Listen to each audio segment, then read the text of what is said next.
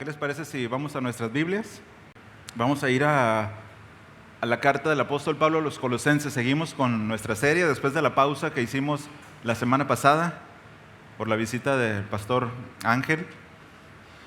Bueno, sé que algunos se la perdieron, andaban de vacaciones, ¿verdad? De vagaciones, pero bueno, ya están por acá. Y estamos en el capítulo 3, por favor. Y hoy, Dios mediante, vamos a estudiar los versículos 18 y 19 del capítulo 3 de Colosenses. El título de la enseñanza esta tarde, hermanos, es Cristo, el Señor del hogar. 2 puntos, esposas y esposos. ¿Ok? Y bien, un comentarista, hermanos, hablando acerca de este pasaje de Colosenses 3:18, y bueno, se extiende hasta el 4:1, este tema que empieza a abordar el apóstol Pablo. Un comentarista dice que este pasaje contiene uno de los mejores ejemplos de un código doméstico, ¿sí? Dentro de lo que llamamos el Nuevo Testamento, un código que trata acerca de 3 pares de relaciones en el hogar, ¿sí? De la época grecorromana. Y bueno, hemos heredado este tipo de código doméstico hasta nuestros días. Bueno, actualmente, si usted busca una definición de familia, ya no va a decir que es un padre, madre, hijos y la familia ahí extendida, sino que ahora es una familia diversa, inclusiva, y que puede ser formada tanto de un padre como una madre, puede ser heteroparental, homoparental, personas del mismo sexo. Pero eso cambió hace relativamente pocos años. Pero la herencia, ¿no? desde los primeros escritos conocidos, es que había este código doméstico. Y estos versos, desde el 3:18 hasta el 4:1, van a hablarnos acerca de el esposo y la esposa, que es lo que veremos el día de hoy. Versículos 18 y 19 va a hablar acerca de la relación de padres e hijos, versículos 20 y 21, y también va a hablar de la relación de amos y esclavos, versículos del 3:22 al 4:1. Y dentro del Nuevo Testamento encontramos otros códigos domésticos. En Efesios 5:22, que fue lo que leyó nuestro hermano Raúl. También en Tito 5:1 encontramos instrucciones acerca de las relaciones en cuanto a las viudas, en cuanto a cómo tratar a las ancianas, cómo tratar a las jóvenes, cómo comportarse dentro de la iglesia, en los diferentes roles. En 1 de Pedro 2:18, 3 al 7, por ejemplo, se los leo, dice: siervos, estad sujetos a vuestros amos con todo respeto, dice, no solo los que son buenos y afables, sino también a los que son insoportables. Dice, porque esto haya gracia, dice, si por causa de la conciencia ante Dios alguno sobrelleva penalidades sufriendo injustamente, ¿no? Y hay una descripción de las relaciones. Ahora, estos códigos domésticos, hermanos, no es algo característico del cristianismo, es decir, no es algo que surgió del apóstol Pablo, que surgió del cristianismo, ¿sí? En la literatura helénica ya encontrábamos ciertos rasgos de códigos domésticos, de cómo se debía organizar la sociedad, ¿sí? Cómo se debía organizar el hogar como la unidad básica del Estado. ¿Sí comprenden lo que es el Estado? Lo que es el gobierno, ¿verdad? Hay un código doméstico, quizá algunos dicen que es el más antiguo, y este proviene de Aristóteles, que en su libro Política escribió lo siguiente, lo voy a leer, abro cita. Dice: hemos visto que la administración del hogar consta de 3 partes. Una es el gobierno del amo sobre los esclavos, otra del padre y la tercera del esposo. Un esposo y padre gobierna sobre su esposa e hijos, ambos libres, pero el gobierno difiere. El gobierno sobre sus hijos es real y el gobierno sobre su esposa es constitucional.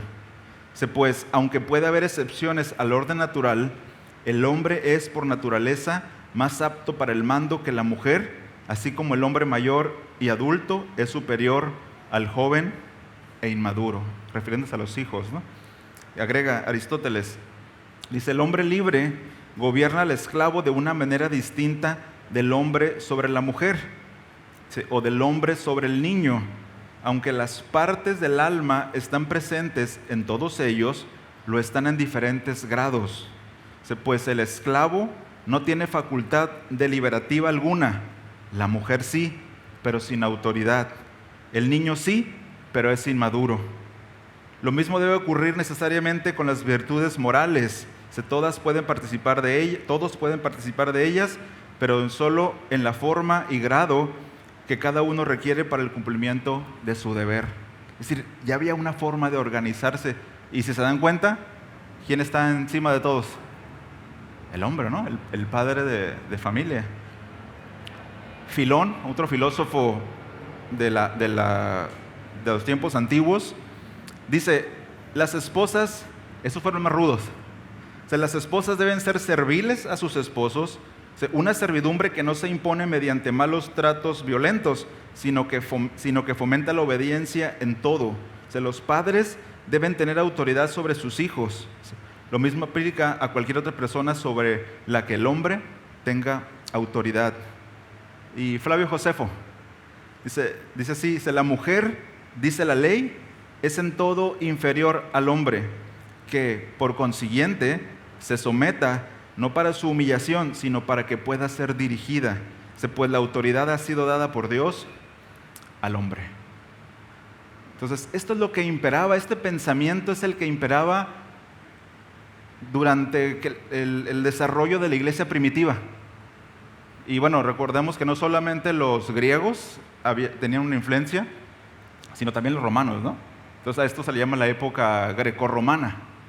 Y dentro del derecho romano, quienes hayan estudiado derecho ubican ciertas partes, había una figura a la que se le llamaba pater familias, el pater familias, que en resumen era el dueño legal del hogar y de todos sus miembros. Es decir, si había que salir a votar por algún puesto de social, ¿no? El pater familias representaba a todos. Él decidía, él tenía la patria potestad sobre sus hijos, a un grado que él podía decidir si los hijos vivían o morían. De hecho, por ahí hay un escrito de un hombre que le escribe a su esposa. Él salió de viaje y le escribe a su esposa y dice, te extraño, ya voy a regresar pronto, oye, mira, sé que estás embarazada, si es niño, consérvalo, pero si es niña, deshazte de ella.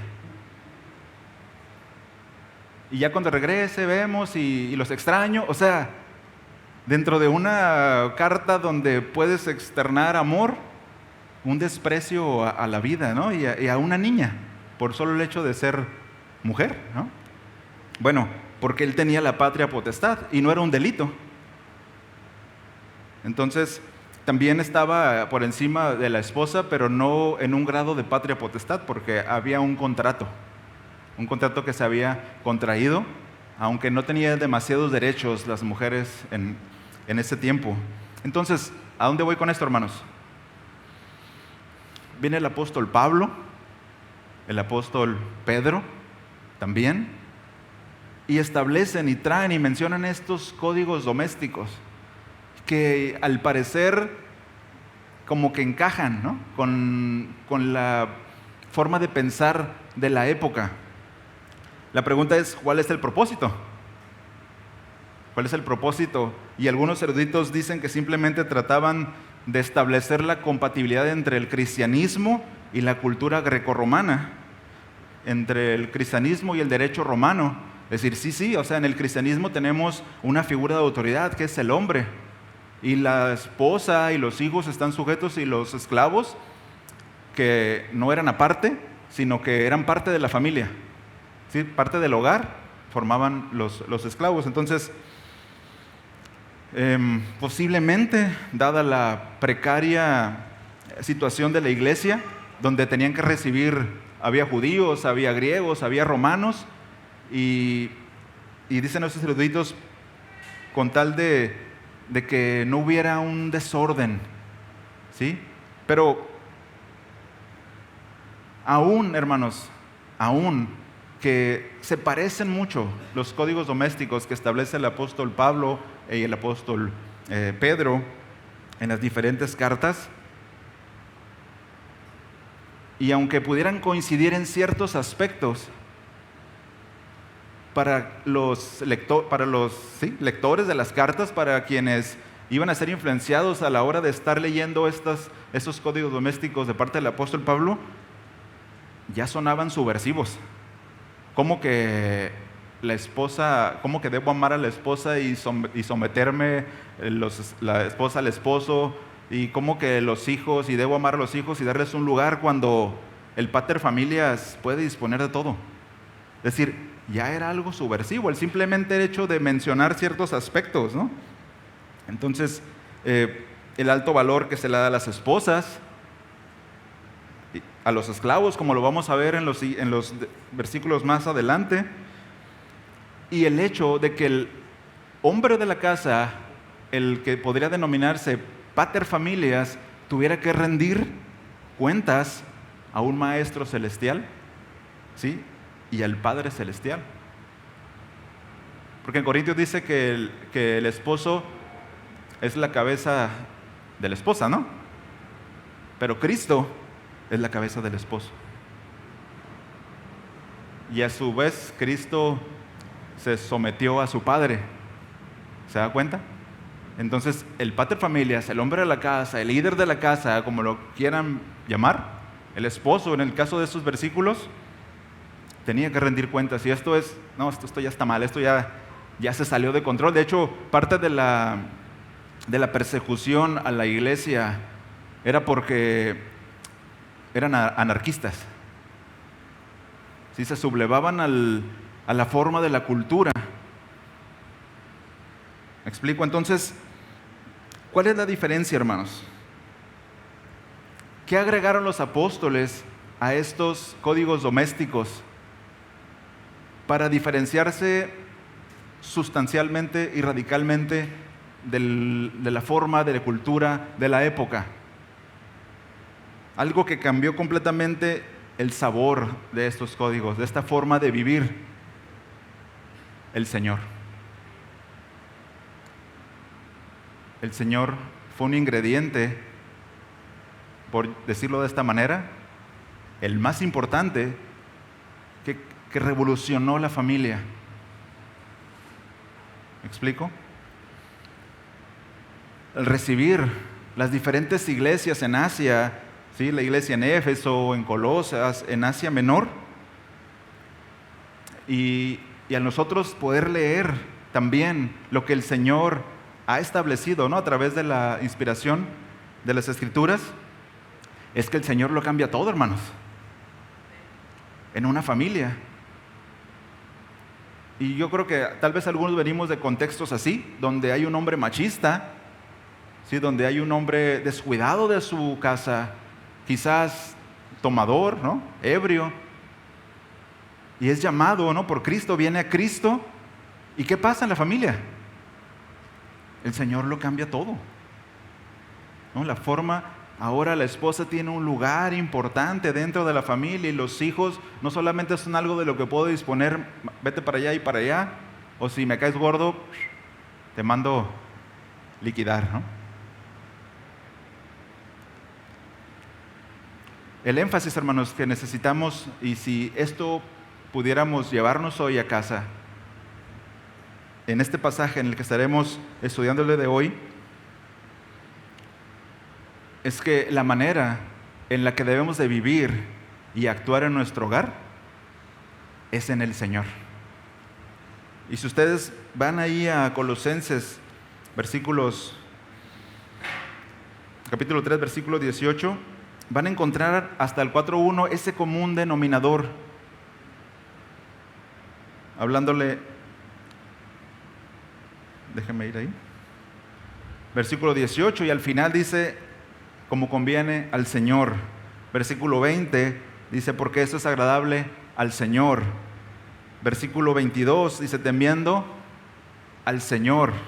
Versículo 23, como para el Señor. 24, sabiendo que del Señor recibiréis recompensa. Y al final del versículo 24 es a Cristo, el Señor, a quien servís. Lo que va a hacer la diferencia, aunque nuestra forma de organizarnos sea, digamos, similar y no haya cambiado sustancialmente, la diferencia totalmente la hace el Señor en nuestras vidas. ¿Cómo ve? ¿Está de acuerdo? Bien. Leemos el versículo. ¿Me acompaña a leerlo, por favor? Versículo 18. Pero vamos a leer desde el 17. ¿Ok? Dice: y todo lo que hacéis, de palabra o de hecho, hacedlo todo en el nombre del Señor Jesús, dando gracias por medio de Él a Dios el Padre. 18. Mujeres, estad sujetas a vuestros maridos como conviene en el Señor. Maridos, amad a vuestras mujeres y no seáis ásperos con ellas. ¿Me acompaña a orar? Oramos. Amado Señor,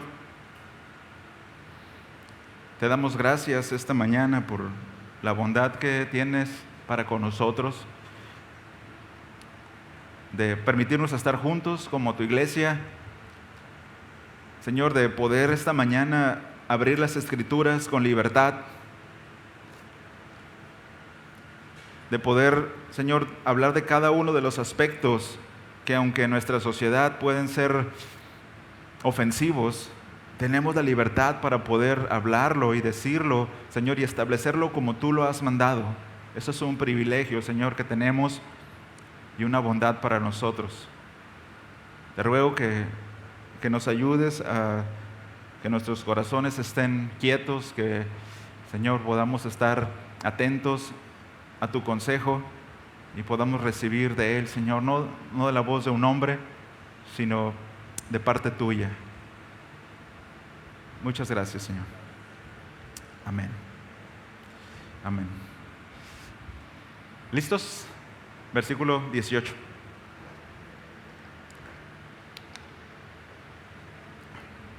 Dicen que ese es el versículo que más les gusta a los esposos.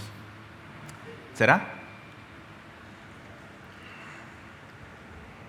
Miren, nadie dijo amén, no se escucha así, ¿verdad?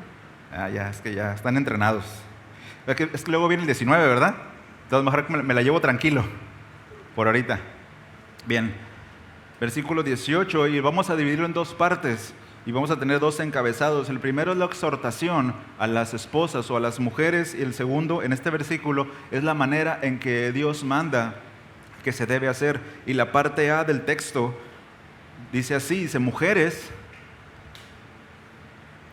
Y quizá en sus Biblias, en algunas versiones pueda decir esposas, ¿sí? Las casadas. Y eso es importante, hermanos, porque si hay una mujer que no está casada, pero tiene 700 años viviendo con su pareja, ¿está casada? No, no está casada. Y la instrucción es para las casadas. Y entonces, ¿qué hago? Como esposa, ¿no? ¿Qué hago? Pues hay que revisar por qué no me he casado y buscar al Señor, arrepentirse y casarse. Y entonces sí, casadas, esposas. ¿Y cuál es la exhortación a las esposas?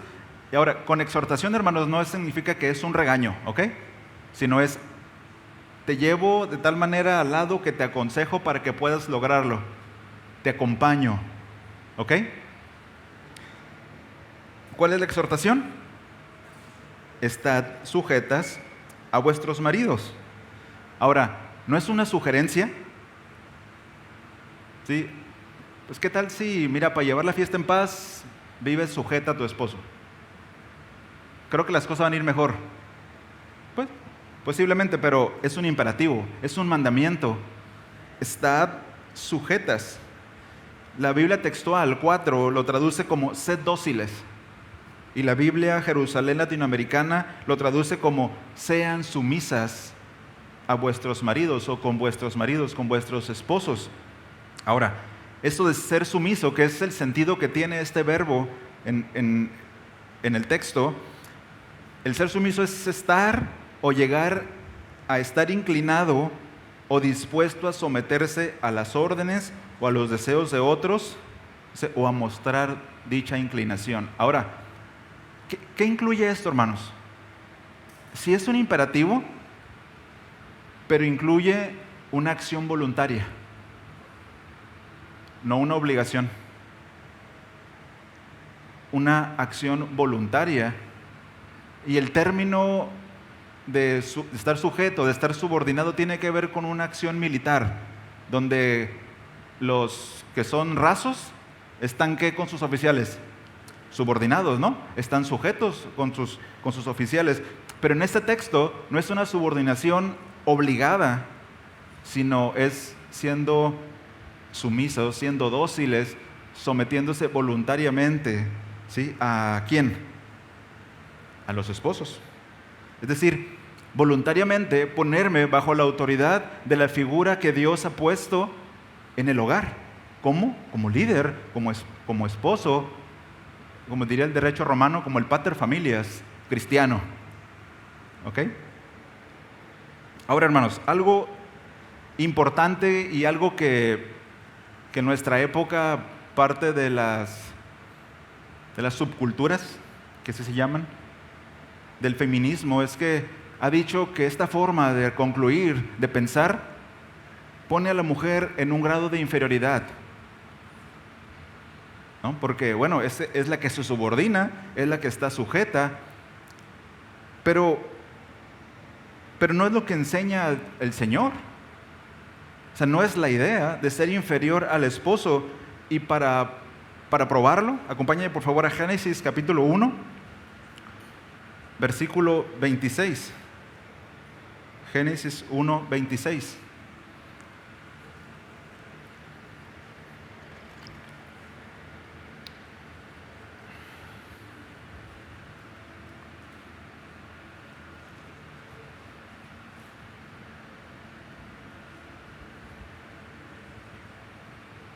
¿Listos?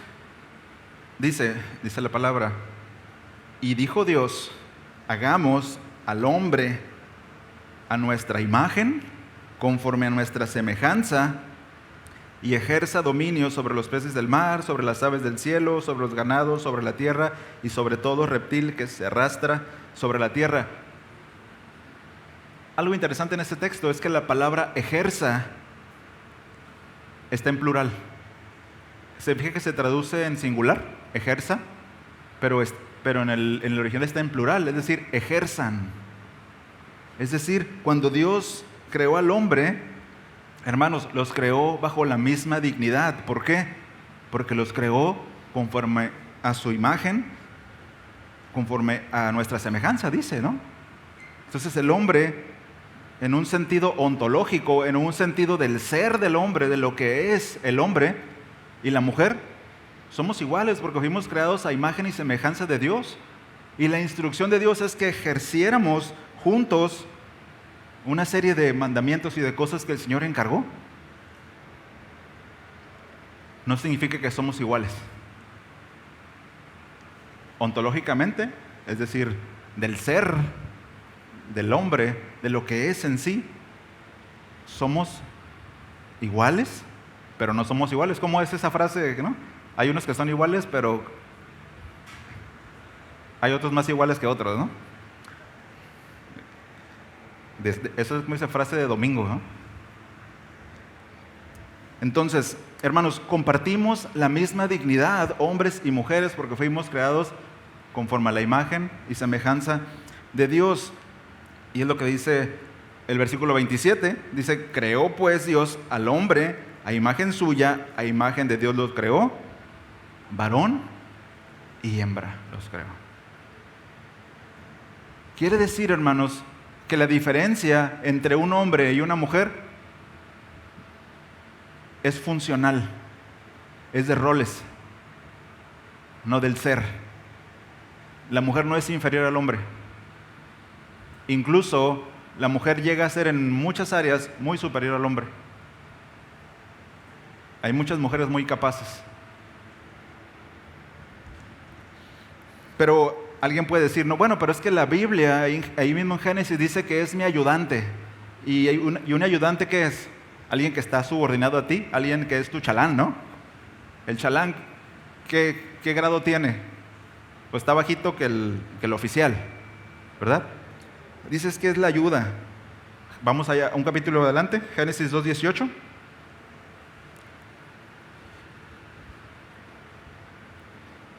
Dice así, y el Señor Dios dijo, no es bueno que el hombre esté solo, le haré una ayuda, palabra hebrea eser, idónea. Hermanos, pero las siguientes veces que encontramos la palabra eser o esir, que tiene raíz en esa palabra, no es en un sentido inferior. Vaya conmigo a Éxodo 18, 3 al 4, por favor. Éxodo 18, 3 al 4.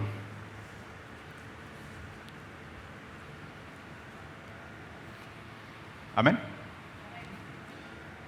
Dice así, dice, y a sus 2 hijos, dice, uno de los cuales se llamaba Gersón, dice, pues Moisés había dicho, he sido peregrino en tierra extranjera, dice, y el otro nombre del otro era Eliezer, pues había dicho, el Dios de mi padre, es decir, el Dios de Israel, fue, ¿qué? Mi ayuda. Y es la misma palabra que se usa para ayuda idónea. Pero vean, es la ayuda que proviene de Dios. Es decir, la ayuda, hermanos, que proviene de Dios no es en ninguna manera inferior. ¿Sí me explico? No por ser ayudante, es decir, Moisés dice, Dios fue mi ayudante. Pero no, por supuesto que Dios no es inferior a ningún hombre. Deuteronomio 33:7, se lo leo. Dice, en cuanto a Judá, esto dijo, escucha, oh Señor, la voz de Judá, dice, y tráelo a su pueblo, dice, con sus manos luchó por ellos, sé tú su ayuda contra sus adversarios. Nuevamente la misma palabra que se usa en Génesis 2:18. Es decir, hermanos, esa palabra de ser no denota en ningún sentido inferioridad. El hecho de que la esposa sea la ayuda idónea del esposo no es para nada que es inferior a él. ¿Está de acuerdo conmigo? Con las escrituras, ¿no? Bien. Pero dice que sí es su ayudante, pero dice que es el ayudante idóneo, ¿verdad? Ahí en Génesis, volvemos ahí por favor, 2:18. Dice, le haré ayuda idónea. Y esta palabra idónea tiene un sentido de ser la contraparte, ¿sí? De ser el complemento perfecto que Dios le dio al hombre, en ninguna manera inferior. ¿Para qué? Dice, no es bueno que el hombre esté solo, ¿no? Y el hombre no encontró ayuda entre todos los seres que fueron creados. El hombre, hermanos, tenía un mandamiento de parte de Dios, o una serie de mandamientos. Versículo 28 del capítulo 1, dice, y los bendijo Dios y les dijo, sed fecundos y multiplicaos y llenad la tierra y sojuzgadla, ejercer dominio sobre los peces del mar, sobre las aves del cielo y sobre todo ser viviente que se mueva sobre la tierra. Para que el hombre pudiera cumplir este propósito, ¿sí? Y esto que Dios le había mandado hacer, necesitaba una contraparte, su ayuda idónea. No su ayudante chalán, sino alguien que es de su mismo ser. De hecho, miren, Adán, cuando ve a Eva, ¿cómo le llama? ¿Y cómo será llamada? O sea, la consideraban igual a él. Será llamada varona. Consideraba que era como él, diferente en función, ¿verdad? Bueno, hermanos, todo esto para decirles a las esposas que están aquí, que cuando el apóstol Pablo le dice y manda y exhorta a las esposas a sujetarse a sus maridos, No lo está haciendo en ninguna manera porque es inferior. ¿Bien? Entonces, es por eso, hermanos, que es fundamental que las esposas cumplan el rol que Dios les ha dado. Que aunque puedan ser muy capaces, aunque puedan ser, como dice el pastor Raúl, muy picudas, lo mejor que pueden hacer es cumplir el rol que Dios les ha dado. ¿Qué pasa cuando esto se sale de control? Génesis 3. Y ya que estamos, ¿no? Cuando la mujer brinca ese mandato de Dios de estar subordinada voluntariamente al esposo. ¿Ves que no conoces a mi esposo, pastor? Bueno, ahorita vamos para allá, ¿ok? Tranquilas. Tú cumples con tu parte. Tú cumples con lo que el Señor te ha mandado. Y nuevamente, salirnos de eso va a traer muchas complicaciones, muchos problemas, muchas tristezas a la familia. Pero, pastor, mi esposo no es creyente. Y no es nada recomendable. Qué difícil lo que me está pidiendo. Yo no, la palabra, ¿no? El apóstol Pablo, el Espíritu Santo inspirando esto. Bueno, 1 Corintios 7:13. 1 Corintios 7:13. Vean la instrucción, dice: y la mujer cuyo marido no es creyente, dice, y él consiente en vivir con ella, dice, no abandone a su marido. Bueno, eres cristiana y bueno, están locos esos brothers, pero está bien, te doy chance. Dice, no lo abandone. Primera de Pedro 3:1.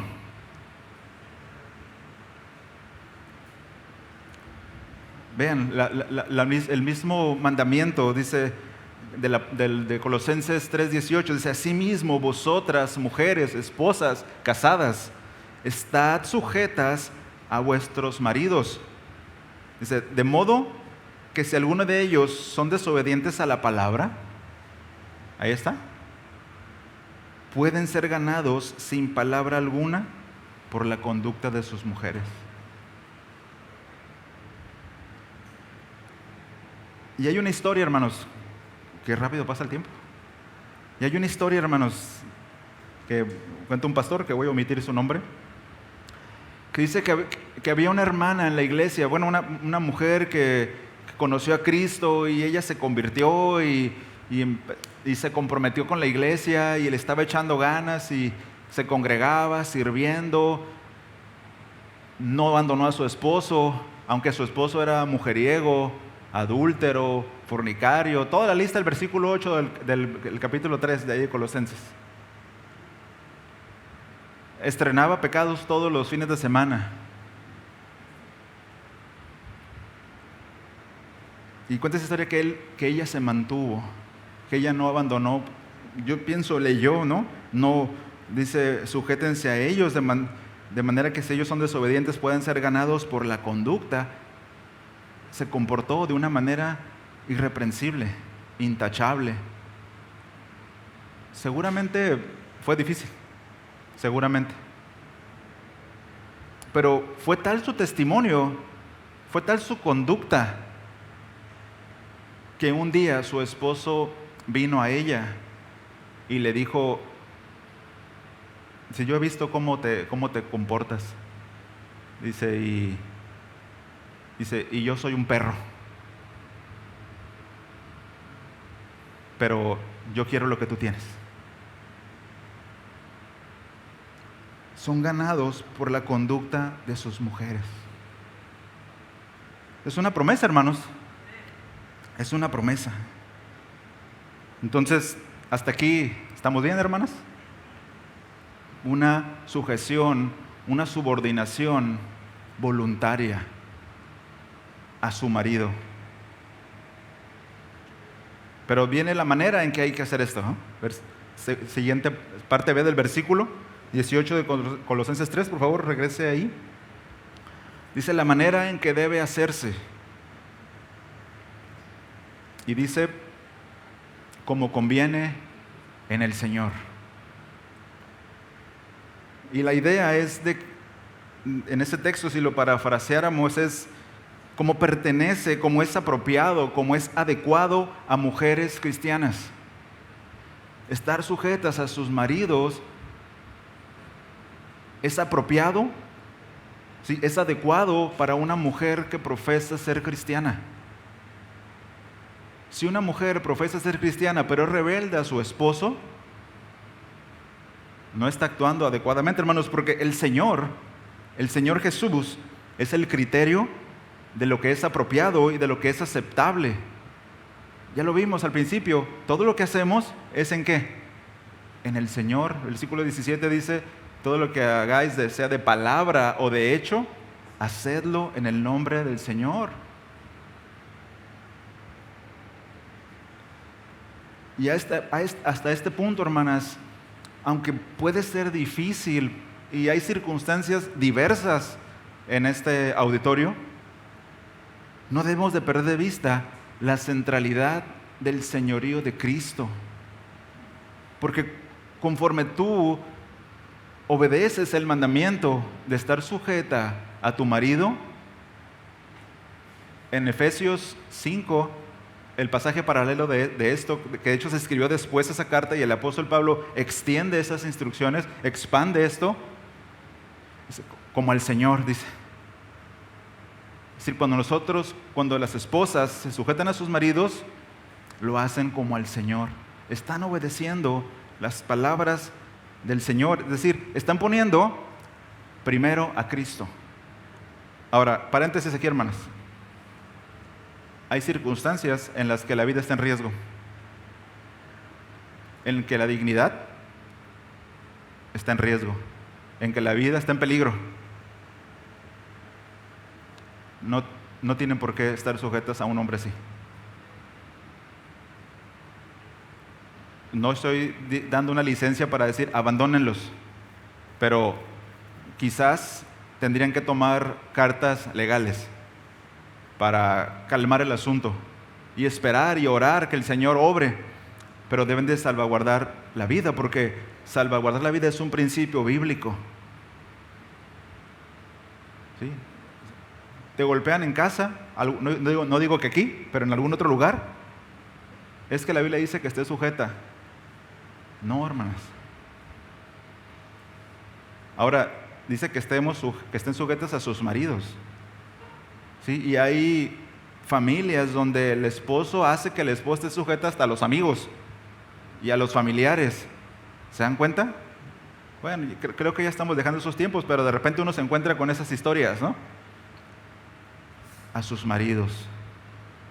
¿Qué pasa si alguien va a mi casa y empieza a darle órdenes a mi esposa?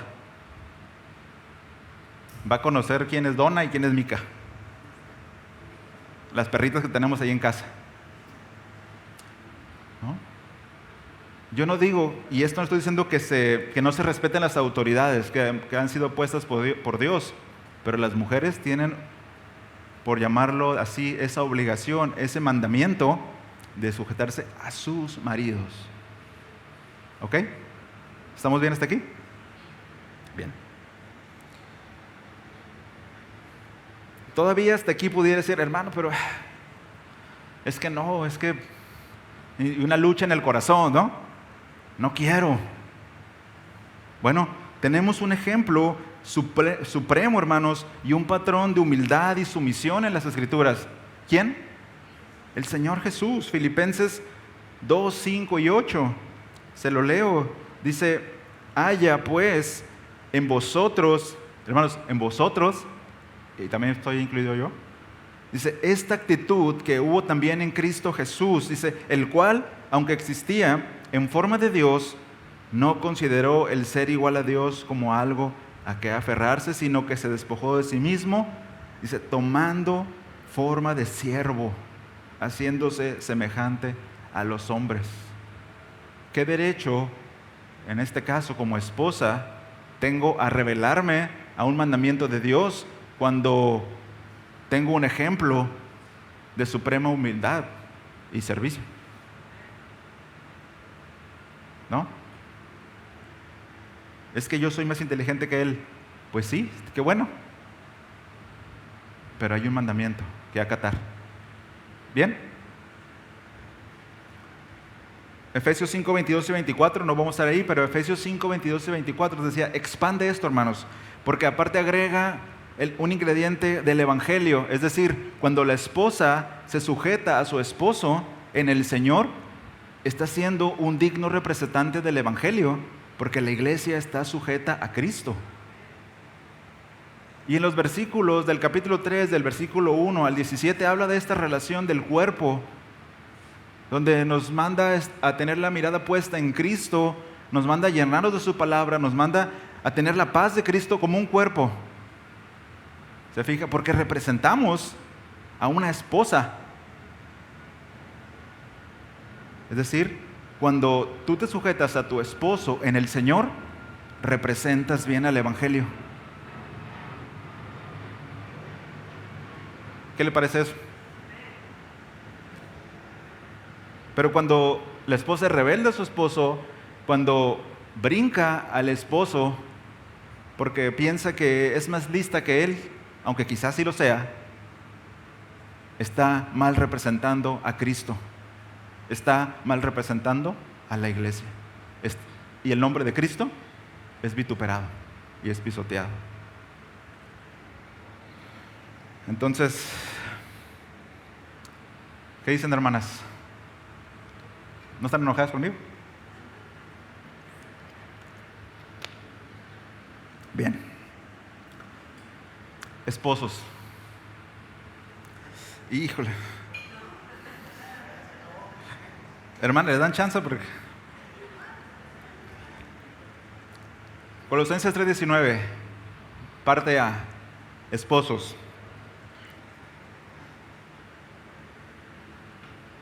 Dice, maridos, hombres, esposos, amad a vuestras mujeres. Y el mandamiento es un imperativo también, hermanos. Y el tiempo del verbo en el que está conjugado es sigan amándolas. Sigan amándolas. Y el amor que se representa aquí, iba a decir, no te vayas, esposo, pero es Jesús. Le damos chance, ¿va? Pero toma nota, Jesús. El amor con el que se manda, hermanas, esposos, hermanos, es el amor como a una hermana en el Señor. Es el verbo agapeo, que también tiene que ver con el amor ágape, con el amor incondicional. Y Hendrickson dice que aunque haya una autoridad delegada por Dios al esposo, dice, el amor actúa como una influencia moderadora. Es decir, sí, tú tienes una autoridad delegada por Dios para establecer orden en tu casa, pero el filtro es el amor. Y puedes así morderte así, ¿no? Pero el filtro es el amor.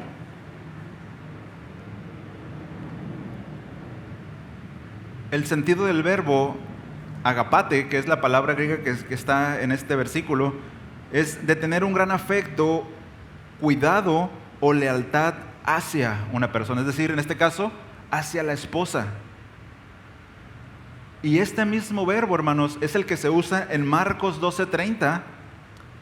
Marcos 12:30 para decir, y amarás al Señor tu Dios. Vean, el amor con el que se pide que se ame a la esposa es el mismo amor con el que el Señor manda a los hombres que lo amen. Amarás al Señor tu Dios con todo tu corazón, con toda tu alma, con toda tu mente y con toda tu fuerza.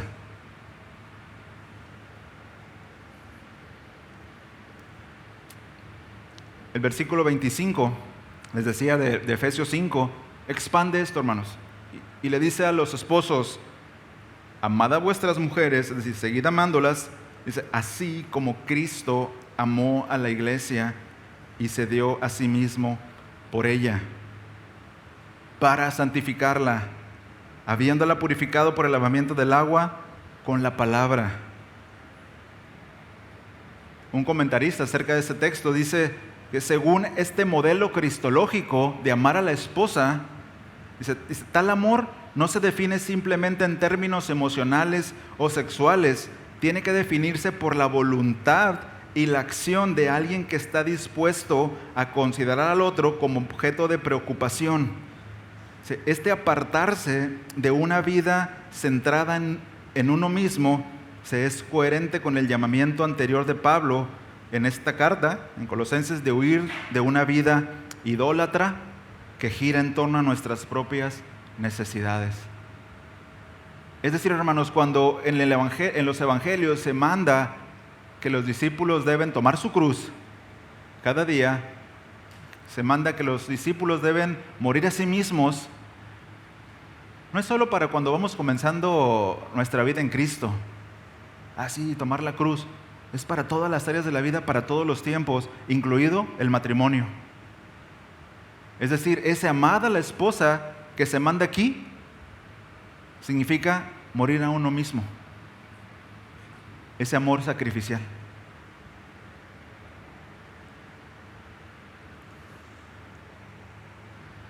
Primera de Corintios 7:33 dice, pero el casado se preocupa por las cosas del mundo y de cómo agradar a su esposa. No está preocupado por sí mismo, está preocupado por cómo agradar a su esposa. Y hermanos, preguntas difíciles. A la luz de los pasajes de Efesios 25 y Colosenses 3:19, nosotros deberíamos hacernos constantemente estas preguntas como esposos. ¿Qué tanto hemos contribuido para la santificación de nuestra esposa? Es decir, desde que tú te casaste con ella hace 1, 3, 5, 15, 20, 30, 80 años, ¿ella es más santa? Ve Efesios 5:25. Ese amor, ese sacrificarse a uno mismo, implica el santificarla. En el trato del diario, dice, para santificarla, habiéndola purificado por el lavamiento del agua con la palabra, que es lo que hizo Cristo con su iglesia, pero es la misma exhortación para el esposo. Desde que nos casamos con ella, ella es más pura que al principio, es más santa que al principio. O te entregaron un tesoro y lo has descuidado tanto. Hermanos varones, si Cristo nos ha mandado obedecer estos mandamientos, es porque un día Él nos va a pedir cuentas.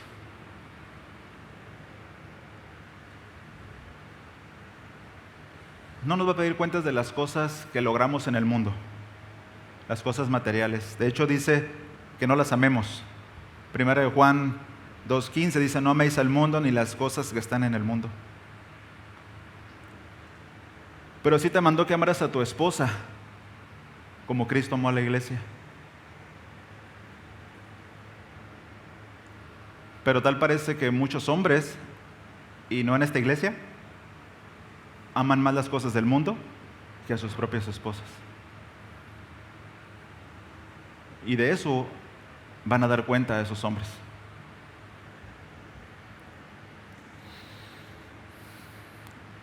Pero no queda aquí, hermanos. No queda solo en sigan amándolas, ¿no? Y la forma, sino que el apóstol Pablo expande esto en la parte B del versículo 19 del capítulo 3. Dice, y no seáis ásperos con ellas. Esta palabra seis ásperos es una sola palabra en el griego que tiene el sentido de ser amargo, de ser amargado. Es decir, varones, no sean amargados con ellas. Es curioso porque en Génesis 26:35, donde habla que Esaú, el hijo de Isaac y Rebeca, se casó, dice que se casó con 2 mujeres. Dice que estas nueras les hicieron la vida amarga a Isaac y Rebeca. Es la palabra morá, es decir, una vida amarga, una vida amargada. Y el mandamiento es que no seamos amargados, que no nos amarguemos, pero tampoco les amarguemos la vida. La verdad, hermanos, es que, como se dice coloquialmente, los hombres somos cochis chiquitos, del griego sumamente delicados. ¿Sí o no nos amargamos por un detallito en la casa? No, solo Ulises no. Oye, es que me dijiste que ibas a hacer pozole. Y yo cuando venía en camino me imaginé el pozolito así con aguacate, con chicharrón. Pero lo que pasa es que mira, es que en la mañana, no sé, cosas que pasan en la casa inesperadas, ¿no? Y ya nos amargamos. ¿Sí o no? O nada más yo. Hermanas, ¿sí o no? No tengan miedo. ¿No? Me duele la cabeza, nos amargamos. O sea, a veces no somos comprensivos, ¿no?, de las cosas que pueden pasar. Yo soy el número 1, ¿no? Soy el culpable número 1. Y nos amargamos fácilmente, y cuando ya te fuiste a dormir amargado, pues se arruinó todo el día, hermanos.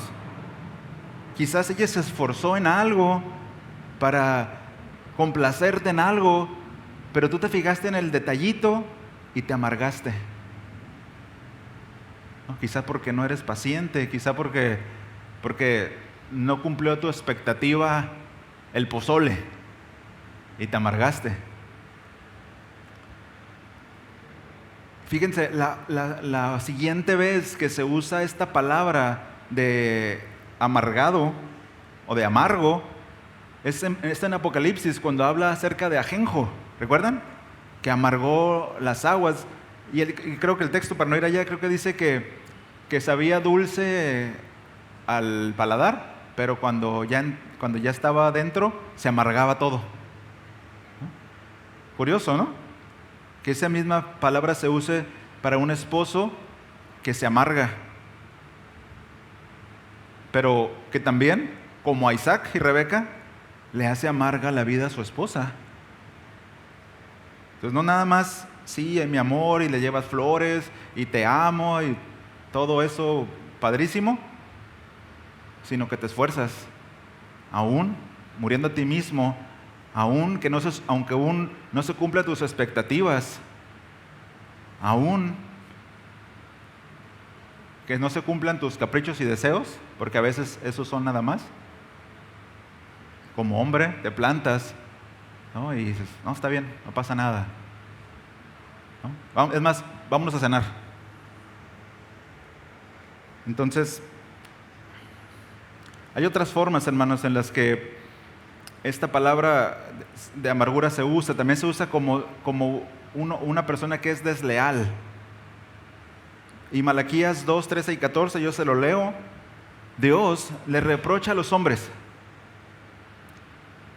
Dice, y esta otra cosa hacéis, dice, cubrís el altar del Señor de lágrimas. Es decir, vienes aquí con golpes de pecho, ¿no? Con lágrimas, llantos y gemidos. Dice, porque Él ya no mira la ofrenda, dice, ni acepta con agrado de vuestra mano. Y es lo mismo que enseña 1 de Pedro 3:7, cuando dice que no seamos ásperas con ellas, ¿no? Que las tratemos como a vaso más frágil, para que nuestras oraciones no sean estorbadas, ¿no? Es lo que dice Pedro. Bueno, aquí el Señor le dice esto a Malaquías, dice que el Señor no acepta tu ofrenda, la ofrenda de vuestra mano. Dice, y vosotros decís, ¿por qué?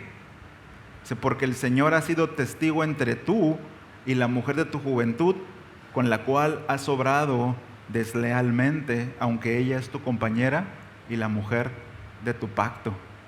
Y no solamente, hermanos, incluye ser infiel, sino mantenerla aparte de tu vida. Vean que dice que ella es la compañera de tu pacto. Ella forma parte de tu vida y de las relaciones de tu vida. Y yo sé que hay ocasiones en las que hay problemas que los hombres nos guardamos, porque quizás no le va a hacer bien, pero haces que forme parte de tu vida. Yo me voy a balconear, ¿ok? Hace muchos años, muchísimos años, mi esposa me reclamaba porque yo no le decía cuánto ganaba. ¿Ustedes creen que es algo que ella debe de saber? Por supuesto, ¿verdad? Bueno, el reservárselo es una forma de ser desleal a la compañera de nuestra vida. ¿Quiénes son tus amistades? Ella es tu única amiga, es tu mejor amiga. No puedes tener otras amistades que ella no sepa. Ella debe saber dónde estás, hermano. Y no significa que sea tóxica, ¿no? Como dicen ahora. No, ella tiene que saber dónde estás. Tú no puedes decir, ahorita vengo, voy a un mandado, al rato regreso. Y esa pregunta que siente uno que le carcome los huesos, ¿a dónde vas?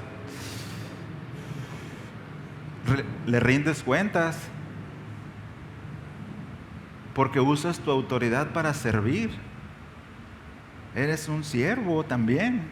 Rindes cuentas. El actuar de una forma independiente, hermanos, y solamente tenerla, decía creo que la semana pasada, como la escopeta de rancho en la esquina y cargada, es desleal. Es hacerle la vida amarga a una esposa. Solo es un objeto. No, es tu compañera de vida. Es la que se sujeta, la que se subordina voluntariamente a ti, porque eres un hombre de Dios, porque eres un hombre que ha entendido cómo debes amar a tu esposa, que tu tarea es santificarla. Dice un pastor, dice que los que se casan, se comprometen a tal grado que es como si Dios les dijera, trae mi hija a casa, te la encargo, trae mi hija a casa. ¿Cómo la vas a entregar? Hermanos, yo creo que cualquiera de nosotros que es padre de una hija y que la entregamos en el altar a un hombre, ¿verdad? Y se casa con ella y al lapso del tiempo te viene y te la regresa toda maltratada, golpeada, sobajada. Si tienes la fuerza para darle un no me olvides, creo que lo vamos a hacer. ¿Sí o no? No vamos a permitir que alguien trate así a nuestra hija. A los hombres que Dios les dio una esposa es, trae a mi hija a casa, bien, santa, pura. ¿Qué vas a hacer, hermano? Practicar las disciplinas espirituales, ¿no? Estar con ella, todas las cosas que en este momento no tenemos tiempo para ir y que quizá lo reservemos para un cafecito de matrimonios. Pero ese es el mandamiento. Ya casi terminamos, hermanos. Y quizás, hombres, tengas razones suficientes para tomar una actitud amarga, porque tu esposa es rebelde, porque tu esposa no se sujeta a los estándares bíblicos. ¿Sabes? La iglesia no es muy fiel a Cristo, que digamos. Por supuesto que no lo de todos, ¿verdad? Muchas veces somos infieles, ¿no? Somos idólatras con nosotros mismos. Ponemos primero mis intereses a los de Cristo. Y yo sé que hay hermanos que no están aquí hoy por situaciones que son reales. Pero hay quienes decidieron no estar. Eso es idolatría, hermanos. se antepusieron ellos mismos a estar aquí el día del Señor.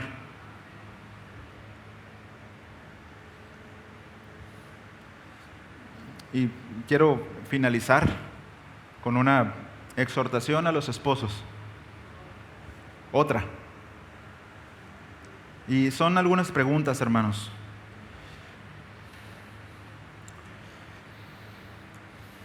Hermanos, esposos, maridos, cuando ves a tu esposa a los ojos, ¿ves a una mujer por la que estarías dispuesto a dar tu vida?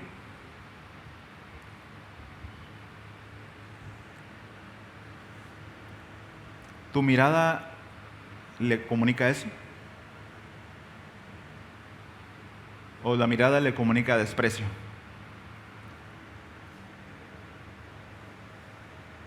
Cuando la ves, ¿puedes ver en ella una mujer amada? ¿O ves una mujer quebrada?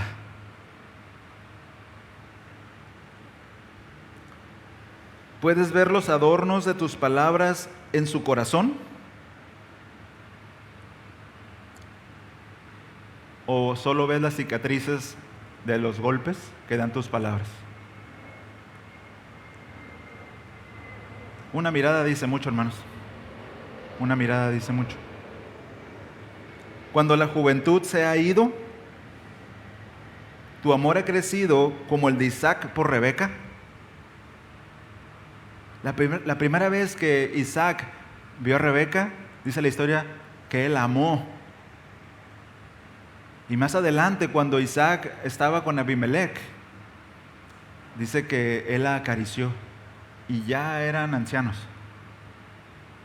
Él le coqueteó, ¿no? Dice ahí una versión.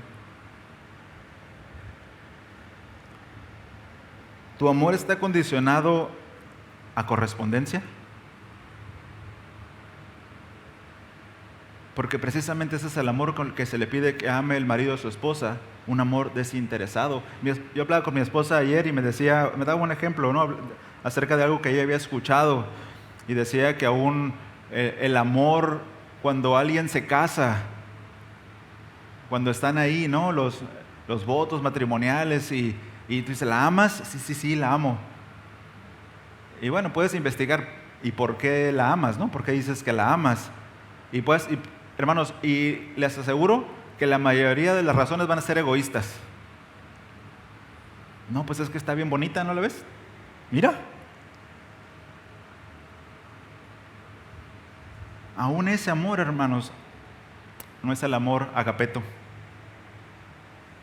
Ella me decía, ¿no?, que este autor decía, un amor agapeto, ágape, vas a buscar a la peor persona, a la que no merece tu amor, la que no tiene nada que ofrecerte,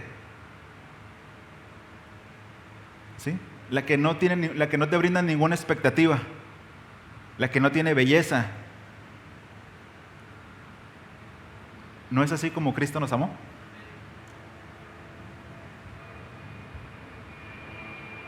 Dice que Él nos escogió desde antes de la fundación del mundo. No sabía ni quiénes éramos. Bueno, Él sí sabía quiénes éramos, ¿no? Él sabía todo lo que íbamos a hacer y todas las barbaridades que íbamos a cometer. Y Él nos amó.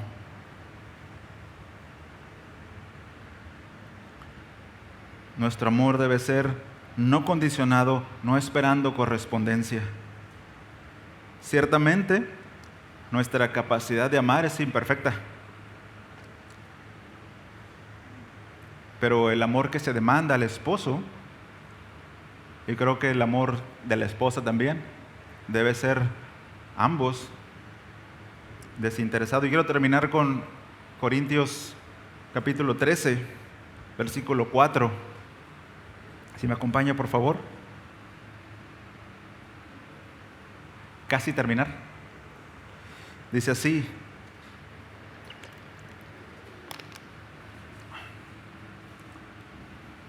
Primera de Corintios 13, versículo 4. Dice, el amor es paciente, es bondadoso, el amor no tiene envidia. mientras los vamos leyendo, medite esto dentro de su matrimonio, hermanos. El amor no tiene envidia, el amor no es jactancioso y no es arrogante. No se porta indecorosamente, no busca lo suyo. No se irrita y no toma en cuenta el mal recibido. No se regocija en la injusticia, sino que se alegra con la verdad. Todo lo sufre, todo lo cree, todo lo espera, todo lo soporta. El amor nunca deja de ser. Pero si hay dones de profecía, se acabarán, y si hay lenguas, cesarán. Si hay conocimiento, se acabará. Y bueno, versículo 13, dice, y ahora permanecen la fe, la esperanza y el amor. Dice, estos tres, pero el mayor es el amor. Ahí en Colosenses capítulo 3 dice que es el vínculo perfecto. Entonces, últimas dos notas. La esposa, hermanos, es digna de ser estimada sobre todas las cosas, y el marido debe comprender que la mayor bendición que un cristiano puede disfrutar es ser siervo y no señor. Bueno, Cristo está sobre todas las cosas, ¿no?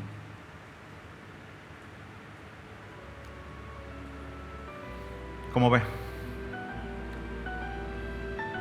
¿Me acompaña a orar? Nos despedimos. Oramos.